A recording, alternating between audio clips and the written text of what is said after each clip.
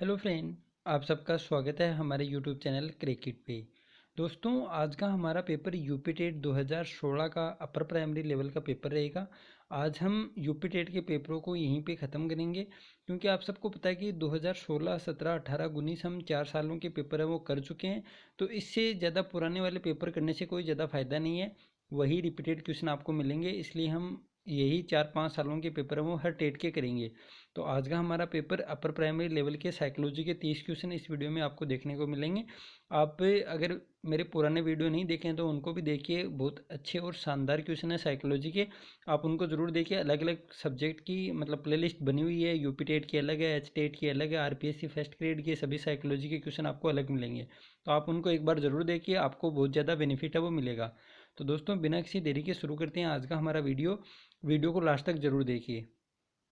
तो ये देखिए दोस्तों, पहला क्वेश्चन है साइकोलॉजी का। सामूहिक अचेतन का संप्रत्यय किसके द्वारा वो दिया गया था?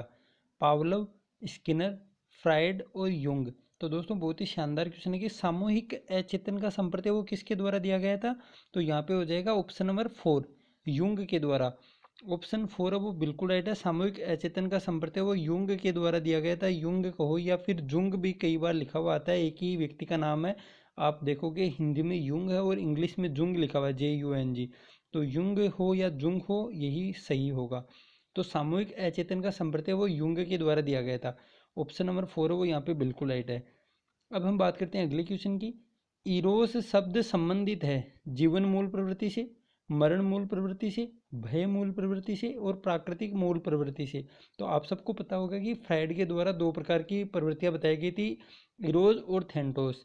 तो इरोस तो होती है जीवन की मूल प्रवृत्ति और थेंटोस होती है मृत्यु से संबंधित मूल प्रवृत्ति। तो यहाँ पे ऑप्शन नंबर फर्स्ट है वो बिल्कुल राइट हो जाएगा। जीवन मूल प्रवृत्ति से इरोस शब्द है वो संबंधित है। अब बात करते हैं अगले क्वेश्चन की। अहम निर्देशित होता है सुख के सिद्धांत द्वारा, वास्तविकता के सिद्धांत द्वारा, आदर्शवादी सिद्धांत द्वारा या सामान्य सिद्धांत द्वारा। तो आप सबको पता है कि ईगो पक्ष है वो वास्तविकता के सिद्धांत द्वारा प्रेरित होता है, निर्देशित होता है। तो यहाँ पे अहम निर्देशित होता है ऑप्शन नंबर सेकंड, वास्तविकता के सिद्धांत द्वारा। अब हम बात करते हैं अगले क्वेश्चन की। कोलिसिस्टोकाइनिन एक हार्मोन है जिसकी सुई यदि दे दी जाए तो व्यक्ति में मतलब क्या लक्षण हैं वो आते हैं। तो इससे प्राणी में भूख अधिक बढ़ जाती है, भूख और प्यास दोनों में ही वृद्धि हो जाती है, भूख कम हो जाती है और भूख और प्यास दोनों में ही कमी आ जाती है। तो कोलिसिस्टोकाइनिन एक हार्मोन है जिसकी सुई देने पे व्यक्ति में क्या हो जाता है, भूख है वो कम हो जाती है। ऑप्शन नंबर 3 है वो बिल्कुल राइट हो जाता है कि भूख है वो कम हो जाती है, ऑप्शन 3। ये आपको याद रखना है, मतलब कि कोलिसिस्टोकाइनिन एक हार्मोन होता है जिसकी सुई अगर व्यक्ति को दी जाती है तो व्यक्ति को भूख वो कम हो जाती है, उसको मतलब भूख कम लगने लग जाती है। अब हम बात करते हैं अगले क्वेश्चन की। बुद्धि परीक्षण में एक 16 वर्षीय बच्चा 75 अंक प्राप्त करता है तो उसकी मानसिक आयु होगी। अब दोस्तों, इसको क्वेश्चन को थोड़ा घुमाया हुआ है। मतलब आप सबको पता है कि बुद्धि लब्धि का सूत्र क्या होता है, MA/CA × 100। मतलब यहाँ पे मानसिक आयु आपको पता करनी है तो MA ऊपर लिख लो आप, और CA आपको दे रखी है 16 वर्षीय, और इसको मल्टीप्लाई करना है किससे, मतलब 100 से मल्टीप्लाई करते हैं और बराबर में क्या होता है, बुद्धि लब्धि। तो यहाँ पे 75 आ जाएगा। अब यहाँ पे आपको जो कटता है उसको काट लेना है। मतलब सबसे पहले तो आपको 25 से इसको काट लो, 25 यहाँ 75 होता है और 25 चौक 100 होता है, 4, और 4 को इससे काट लो, 4 चौक 16, और ये 4 है वो मतलब पक्षांतरण करते हैं तो ये ऊपर चला जाएगा, तो 4 3 12 वर्ष हो जाएगा। तो यहाँ पे M में कितना हो जाएगा, 12 वर्ष। ऑप्शन नंबर फर्स्ट है वो यहाँ पे बिल्कुल राइट है। उम्मीद है आपको समझ में आया होगा। एक बार मैं फिर आपको समझा देता हूँ, क्योंकि आप सबको पता है कि IQ का सूत्र क्या होता है, MA/CA × 100 होता है। तो यहाँ पे आपको मतलब पूछा गया है कि उसकी मानसिक आयु पूछी है, तो MA है वो MA ऐसा का ऐसा पड़ा रहेगा। इसके नीचे CA हमको दे रखा है 16 वर्षीय, तो नीचे लिख दिया 16 और मल्टीप्लाई करते हैं 100 से और बराबर होता है बुद्धि लब्धि। तो यहाँ पे बुद्धि लब्धि आपको 75 है वो दे रखी है। अब सबसे पहले आपको 75 को ये मतलब 25 से कटते हैं तो 25 यहाँ 75 होता है और 25 चौक 100, दोनों को काट दिया, फिर 4 से 16 कट जाएगा, 4 चौक 16 होता है, फिर 4 है वो पक्षांतरण के द्वारा ऊपर चला जाएगा, तो 4 3 12 हो जाएगा। तो मानसिक आयु हो जाएगी 12 वर्ष। अब हम बात करते हैं अगले क्वेश्चन की। केंद्रीय तंत्रिका तंत्र में होते हैं सभी अंग, मस्तिष्क, मेरुदंड और मस्तिष्क और मेरुदंड दोनों। तो दोस्तों, केंद्रीय तंत्रिका तंत्र में दोनों चीज़ें होती हैं। ऑप्शन नंबर 4 है वो यहाँ पे बिल्कुल राइट है, मस्तिष्क और मेरुदंड। अब हम बात करते हैं अगले क्वेश्चन की। मनोग्रस्ती बाध्यता विकृति 1 मनोविच्छेदी विकृति है, समायोजन विकृति है, चिंता विकृति है और काय प्रारूप विकृति है। तो दोस्तों मनोग्रस्ति बाध्यता विकृति क्या होती है? तो यहाँ पे हो जाएगा ऑप्शन नंबर 3 चिंता विकृति। मनोग्रस्ति बाध्यता होती है चिंता विकृति। ऑप्शन नंबर 3 है वो बिल्कुल राइट है, चिंता विकृति। अब हम बात करते हैं अगले क्वेश्चन की। सृजनशीलता की पहचान हेतु किसने सृजनात्मक चिंतन परीक्षण का निर्माण किया था? मेरीफील्ड, कोल और ब्रूस, टोरेंस और केंट। तो सृजनशीलता की पहचान के लिए किसने ये एक सृजनात्मक चिंतन परीक्षण का निर्माण किसने किया था? तो आप सबको पता है कि 6-7 थे, उसमें आप दिए गए ऑप्शन में एक ही है टोरेंस, लेकिन पासी है, बीके पासी, पारीक, मेहंदीरता, गेटजेल, ये आपको 4-5 नाम है वो ध्यान में रखने चाहिए, क्योंकि इससे एक क्वेश्चन है वो ज़रूरी आता है और ये छोटा सा आधे पेज का टॉपिक है सृजनशीलता वाला, तो आपको पूरा याद करके जाना है। तो यहाँ पे हो जाएगा ऑप्शन नंबर 2 टोरेंस। अब हम बात करते हैं अगले क्वेश्चन की। थॉर्नडाइक का सिद्धांत निम्न में से कौन सी श्रेणी में आता है? व्यवहारात्मक सिद्धांत, संज्ञानात्मक सिद्धांत, मनोविश्लेषणात्मक सिद्धांत और इनमें से कोई नहीं। तो दोस्तों इसमें पूछा कि थॉर्नडाइक का सिद्धांत है वो किस श्रेणी में आता है? तो यहाँ पे हो जाएगा ऑप्शन नंबर फर्स्ट। यहाँ पे आप सबको पता है कि थॉर्नडाइक का सिद्धांत है वो व्यवहारात्मक सिद्धांत होता है, ऑप्शन फर्स्ट हो जाएगा। और इसके अलावा हम बात करें पावलोव का सिद्धांत है वो भी व्यवहारात्मक में आता है, क्रिया प्रसूत वाला भी आता है। और एक और है मैन पुनर्बलन का सिद्धांत जो CL हेल ने दिया था। ये सभी सिद्धांत है वो व्यवहारात्मक सिद्धांत में आते हैं। इसके अलावा हम बात करें सूज का सिद्धांत है, बांडुरा वाला सिद्धांत है, ये सब 2-3 सिद्धांत है। जैसे संज्ञानात्मक विकास का सिद्धांत है जीन प्याजे वाला, ये सब आते हैं संज्ञानात्मक सिद्धांत में। तो यहाँ पे हमको थॉर्नडाइक वाला पूछा है तो ऑप्शन नंबर फर्स्ट वो बिल्कुल राइट हो जाएगा, व्यवहारात्मक सिद्धांत। अब हम बात करते हैं अगले क्वेश्चन की। सीखने के वक्र किसके सूचक होते हैं? सीखने की प्रगति की, सीखने की मौलिकता की, सीखने के गत्यात्मक स्वरूप के और सीखने की रचनात्मकता के सूचक हैं। तो सीखने के वक्र किसके सूचक होते हैं? ऑप्शन नंबर फर्स्ट है बिल्कुल राइट हो जाएगा, सीखने की प्रगति के सूचक होते हैं सीखने के वक्र। आप सबको ध्यान में आ रहा होगा 3 प्रकार के जो वक्र बनते हैं।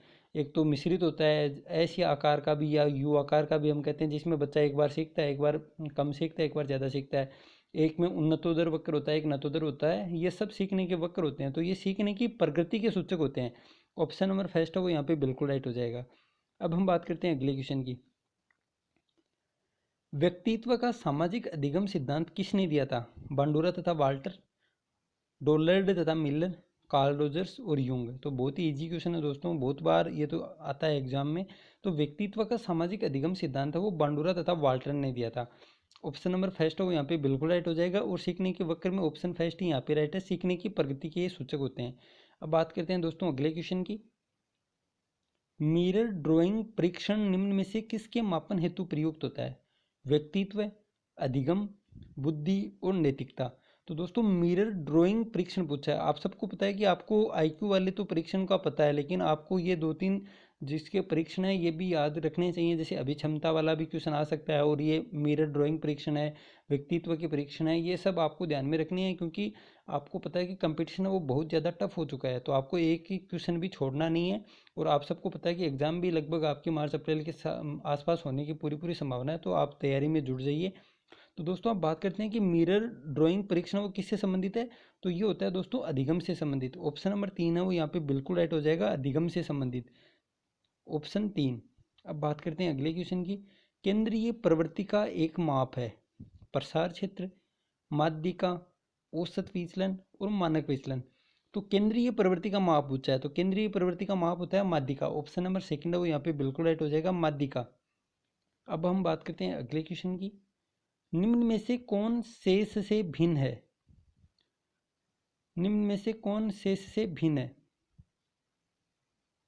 तो दोस्तों ये थोड़ी सी बीच में गड़बड़ हो गई। अब हम बात करते हैं 14वें क्वेश्चन की। निम्न में से कौन शेष से भिन्न है? TAT, 16PF, cloud picture test और ड्राई मैन टेस्ट। तो दोस्तों इसमें पूछा है कि 3 चीज़ तो एक समान है और चौथी अलग है, तो कौन शेष से भिन्न हो जाएगा? तो यहाँ पे आप सबको पता है कि ये 3 तो किसी को मापने की विधियाँ, जैसे TAT विधि है या क्लाउड पिक्चर टेस्ट है, ड्राई मैन टेस्ट है। लेकिन 16PF विधि है वो किसी को मापने की चीज़ नहीं है, ये तो ऐसे ही किटल के द्वारा दी गई है पर्सनैलिटी फैक्टर 16PF विधि। तो यहाँ पे ये है वो शेष से अलग हो जाएगी। ऑप्शन नंबर 2 है वो बिल्कुल राइट हो जाएगा। अब हम बात करते हैं अगले क्वेश्चन की। विकासात्मक कार्य के प्रत्यय के प्रतिपादक थे होलिंगवर्थ, हेविंगहर्स्ट, जीन पियाजे और हॉल। तो यहाँ पे पूछा है कि विकासात्मक कार्य के प्रत्यय के, तो विकासात्मक कार्य के प्रत्यय के प्रतिपादक थे हेविंगहर्स्ट। ऑप्शन नंबर सेकंड है वो बिल्कुल राइट है, हेविंगहर्स्ट। अब हम बात करते हैं अगले क्वेश्चन की। सीखने में पलायन आधारित है सकारात्मक पुनर्बलन पर, नकारात्मक पुनर्बलन पर, विलंबित पुनर्बलन पर और पुनर्बलन की निष्क्रियता पर। तो यहाँ पे पूछा है कि सीखने में पलायन आधारित है, तो पलायन होता है दोस्तों नकारात्मक पुनर्बलन पर। यहाँ पे ऑप्शन नंबर सेकंड वो बिल्कुल राइट हो जाएगा, नकारात्मक पुनर्बलन करने पर पलायन है वो आधारित होता है। कि मतलब बच्चे को किसी चीज़ में नकारात्मक पुनर्बलन का मतलब ये हो जाएगा कि जो बच्चा वो बदमाशी करता है तो हम उसको मतलब नकारात्मक पुनर्बलन देते हैं, तो इससे वो व्यवहार है वो छोड़ देता है, मतलब पलायन हो जाता है उस व्यवहार का। तो यहाँ पे यही चीज़ पूछी गई है, सीखने में पलायन है वो नकारात्मक पुनर्बलन पर आधारित होता है। अब हम बात करते हैं अगले क्वेश्चन की।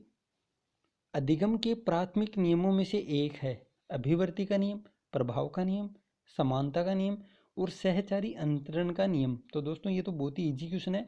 आप सबको पता है कि थॉर्नडाइक ने 3 नियम तो मुख्य नियम दिए थे और 5 नियम है वो गौण नियम दिए थे। तो यहाँ पे प्राथमिक नियम का दो या मुख्य नियम का दो, तो यहाँ पे हो जाएगा प्रभाव का नियम। ऑप्शन नंबर सेकंड है वो बिल्कुल राइट हो जाएगा, प्रभाव का नियम। अब हम बात करते हैं अगले क्वेश्चन की। निम्न में से किसमें अन्वेषण के ऊर्ध्व उपागम का उपयोग किया जाता है? केस अध्ययन, प्रयोगीकरण, सर्वेक्षण और अंतःदर्शन। तो यहाँ पे पूछा है कि निम्न में से किस में अन्वेषण के ऊर्ध्व उपागम का उपयोग किया जाता है? तो यहाँ पे हो जाएगा केस स्टडी विधि। ऑप्शन नंबर फर्स्ट है वो बिल्कुल राइट हो जाएगा, केस अध्ययन। अब हम बात करते हैं अगले क्वेश्चन की। जब व्यक्ति का एक परिस्थिति का अधिगम दूसरी परिस्थिति में उसके सीखने तथा निष्पादन को प्रभावित करता है तो उसे कहते हैं चिंतन, स्मृति, अधिगम अंतरण और बौद्धिक विकास। तो दोस्तों ये तो बहुत ही इजी क्वेश्चन है। आप सबको पता है कि पहली स्थिति में सीखा गया जो अध्ययन है वो दूसरी स्थिति में अगर हमारी सहायता करता है तो यहाँ होता है ट्रांसफर ऑफ लर्निंग, मतलब अधिगम अंतरण। ऑप्शन नंबर थर्ड है वो बिल्कुल राइट हो जाएगा, अधिगम अंतरण। अब हम बात करते हैं अगले क्वेश्चन की। जी वॉलस के अनुसार सृजनात्मक चिंतन का प्रथम चरण होता है उद्भवन, उद्भाषण, मूल्यांकन और उपक्रम। तो दोस्तों ये भी अच्छा क्वेश्चन है और नया क्वेश्चन है कि जी वालस के अनुसार सृजनात्मक चिंतन का प्रथम चरण होता है उपक्रम, प्रिपेयर्सन। ऑप्शन नंबर 4 है वो यहाँ पे बिल्कुल राइट हो जाएगा, उपक्रम, या इंग्लिश में कहें तो प्रिपेयर्सन, ऑप्शन 4। अब हम बात करते हैं अगले क्वेश्चन की। नी प्रियतन व भूल के सिद्धांत का प्रतिपादन किया था। तो दोस्तों इससे इजी क्वेश्चन तो आपको शायद ही साइकोलॉजी में देखने को मिले। ऑप्शन है पावलोव, हेगार्टी, रोस और थॉर्नडाइक। तो आप सबको पता है कि थॉर्नडाइक ने एनिमल इंटेलिजेंस नामक पुस्तक में ये नियम है वो दिया था, प्रियतन व भूल का सिद्धांत। तो यहाँ पे ऑप्शन नंबर 3 है वो बिल्कुल राइट हो जाएगा, थॉर्नडाइक। अब हम बात करते हैं अगले क्वेश्चन की। व्यक्तित्व व्यक्ति के अंतर्गत उन मनोशारीरिक गुणों का प्रगतिशील संगठन है जो पर्यावरण में उसके अपूर्व समायोजन को निर्धारित करते हैं। उक्त परिभाषा देने वाले हैं एम एल मन, एस फ्राइड, जी डब्ल्यू आलपोर्ट और जे ई डेसिल। तो दोस्तों ये परिभाषा भी बहुत ही प्रसिद्ध है और बहुत बार है वो एग्जामों में आई हुई है। तो इससे परिभाषा में भी आपको कोई कन्फ्यूज होने की जरूरत नहीं है क्योंकि ये तो सबको पता है। तो यहाँ पे भी दोस्तों ऑप्शन नंबर 3 है वो बिल्कुल राइट हो जाएगा, आलपोर्ट के द्वारा ये परिभाषा व्यक्तित्व की दी गई है और इसमें थॉर्नडाइक था। तो ये हमने 22 क्वेश्चन है वो कंप्लीट कर लिए हैं। अब हम बात करते हैं 23वें क्वेश्चन की। निम्न में से कौन सीखने के गेस्टाल्ट सिद्धांत से संबंधित है? पावलोव, स्किनर, थॉर्नडाइक और कोहलर। तो दोस्तों यहाँ पे ऑप्शन नंबर 4 है वो बिल्कुल राइट हो जाएगा। आप सबको पता है कि सीखने के गेस्टाल्ट सिद्धांत से संबंधित है कोहलर। आप सबको अगर ऑप्शन में हम दूसरे ऑप्शन पे भी देखें तो आप सबको पता है कि पावलोव के द्वारा CR थ्योरी दी गई थी, स्किनर के द्वारा RS थ्योरी दी गई थी और थॉर्नडाइक के द्वारा SR थ्योरी दी गई थी। मतलब उल्टा है, थॉर्नडाइक वाला तो SR है और स्किनर वाला है RS। जैसे स्किनर में एस पहले आता है लेकिन इसके सिद्धांत में आर पहले आएगा, RS थ्योरी। पहले इसमें रिस्पॉन्स है फिर स्टिमुलस है।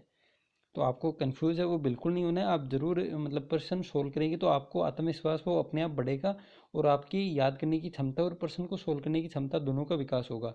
तो आप पूरे वीडियो देखा करें और पहले की वीडियो अगर आपने नहीं देखे हैं तो ज़रूर देखें और अपने दोस्तों के साथ इस वीडियो को शेयर भी करें। अब हम बात करते हैं अगले क्वेश्चन की।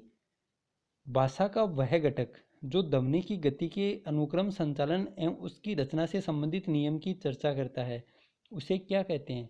अर्थ विज्ञान, व्याकरण, स्वर विज्ञान और इनमें से कोई नहीं। तो दोस्तों ये तो अच्छा क्वेश्चन है। इसमें क्या पूछा है? भाषा का वह घटक जो ध्वनि की गति के अनुक्रम संचालन और उसकी रचना से संबंधित नियम की चर्चा करता है, उसे क्या कहते हैं? तो दोस्तों इसे कहते हैं स्वर विज्ञान।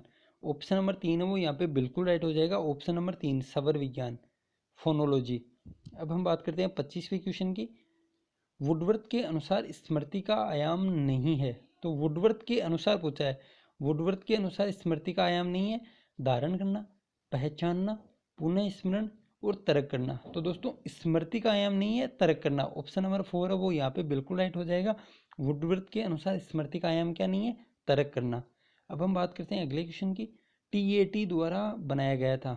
रोरसा, मेस्लो, मुर्रे है दोस्तों, ये मर्रे नहीं मुर्रे, और आलपोर्ट। तो आप सबको पता है कि टीएटी विधि को किसके द्वारा बनाया गया था? मुर्रे के द्वारा बनाया गया था। यहाँ पे ऑप्शन नंबर 4 है वो बिल्कुल राइट हो जाएगा। और इसके साथ ही हम बात कर लेते हैं टीएटी विधि की थोड़ी और। तो टीएटी विधि में आप सबको पता है कि कुल कार्डों की संख्या वो 31 होती है, जिसमें हम किसी भी व्यक्ति के ऊपर इस विधि का अगर प्रयोग करना चाहते हैं तो 21 कार्ड है वो काम में आते हैं। 10 कार्ड तो उसके लिंक के आधार पर होते हैं और उसके 24 घंटे बाद दूसरे 10 कार्ड है वो मिश्रित, मतलब ये कहें कि दोनों के चित्र होते हैं पुरुष और महिला के, वो दिए जाते हैं। उसके बाद एक सादा कार्ड वो दिया जाता है जिस पर वही चित्र बनाता है और वही कहानी लिखता है। इस प्रकार किसी व्यक्ति के व्यक्तित्व का वो पता लगाया जाता है टीएटी विधि में। तो ये मुर्रे के द्वारा दी गई थी और इसमें कुल कार्ड हैं 31, जिसमें से 21 कार्डों का वो प्रयोग किया जाता है किसी व्यक्ति के व्यक्तित्व के निर्धारण में। अब हम बात करते हैं 27वें क्वेश्चन की। तो इस 27वां क्वेश्चन है कि लक्ष्य निर्देशित व्यवहार में बाधा आना कहलाता है संवेग, अभिप्रेरणा, कुंठा और आक्रामकता। तो लक्ष्य निर्देशित व्यवहार में बाधा आना कहलाता है कुंठा। ऑप्शन नंबर 3 है वो यहाँ पे बिल्कुल राइट हो जाएगा। Frustration, option number 3। अब हम बात करते हैं अगले क्वेश्चन की। आंख के रंग को कौन सा कारक प्रभावित करता है? वातावरण, हार्मोन, आनुवंशिकता और समाज। तो दोस्तों ये भी बहुत ही इजी क्वेश्चन है, क्योंकि आप सबको पता है कि आंख के रंग को कौन सा कारक प्रभावित करता है। तो यहाँ पे हो जाएगा आनुवंशिकता। ऑप्शन नंबर 2 है वो बिल्कुल राइट है। अब हम बात करते हैं 29वें क्वेश्चन की। आधार आयु निम्न में से किसके मापन से संबंधित है? आधार आयु है वो निम्न में से किससे संबंधित है? रुचि, व्यक्तित्व, बुद्धि और अवधान। तो दोस्तों अब यहाँ पे आप सबको मतलब हिंदी वाले की जगह इंग्लिश वाला टर्म आप देखोगे तो आधार आयु को लिखा है बेसल एज। तो आप सबको बेसल नाम सुनते ही याद आ गया होगा कि बेसल वो किससे संबंधित है। तो यहाँ पे हो जाएगा ऑप्शन नंबर 3 बुद्धि। तभी मैं आपसे कहता हूँ कि आप मतलब हिंदी वाले से आपको समझ में नहीं रहा है क्वेश्चन तो आप इंग्लिश वाला ज़रूर पढ़ें, आपको डेफिनेटली क्वेश्चन वो समझ में आ जाएगा, चाहे आप हिंदी मीडियम से हो चाहे आप इंग्लिश मीडियम से हो। तो आधार आयु संबंधित होती है बुद्धि से। अब हम बात करते हैं आज के लास्ट क्वेश्चन की। शिक्षक द्वारा कक्षा में डांट पड़ने पर छात्र यदि घर आकर अपनी छोटी बहन पर गुस्सा इजहार करता है तो यह किसका उदाहरण बनता है? विस्थापन, उदात्तीकरण, रूपांतरण या प्रतिक्रिया निर्माण। तो शिक्षक द्वारा कक्षा में डांट पड़ने पर छात्र घर आकर अपनी छोटी बहन पर गुस्सा निकालता है तो यह किसका उदाहरण होता है? तो उसने गुस्से को मतलब विस्थापित कर दिया। गुस्सा तो आ रहा था शिक्षक पर, लेकिन उसने घर आकर अपनी छोटी बहन पर गुस्सा निकाला तो ये हो जाएगा विस्थापन, डिस्प्लेसमेंट। ऑप्शन नंबर फर्स्ट हो यहाँ पे बिल्कुल राइट हो जाएगा, ऑप्शन फर्स्ट। तो दोस्तों इस प्रकार आज के हमारे साइकोलॉजी के 30 क्वेश्चन वो कंप्लीट हो चुके हैं। उम्मीद है वीडियो आपको पसंद आ रहा होगा। तो वीडियो आप ज़रूर लाइक करें और अपने दोस्तों के साथ इसको शेयर भी करें। दोस्तों मिलते हैं जल्दी दूसरे वीडियो में। थैंक यू, जय हिंद, जय भारत।